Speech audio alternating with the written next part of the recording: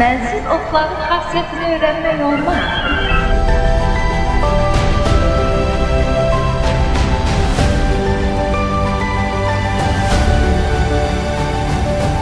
Bu ölkə Nizamilər, Füzulilər, Nəslimilər ölkəsidir.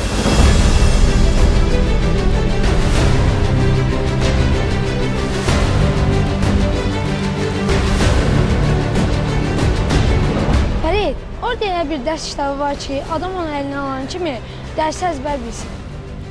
Orada elə dərs kitabı var ki, adam onu əlinə alan kimi dərsini əzbər bilsin. Əlbəttə var, tənbəllərin kitabı.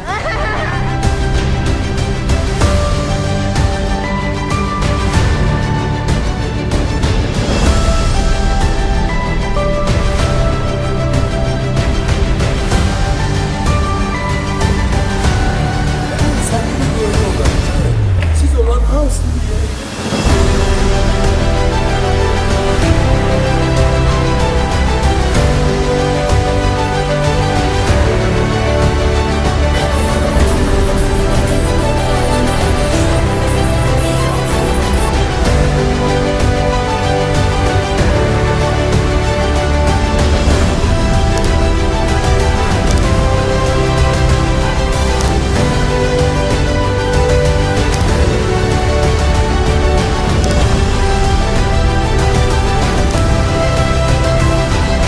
Bu möhtəşəm sərgi üçün Mədəniyyət Nazirliyinə Teşekkür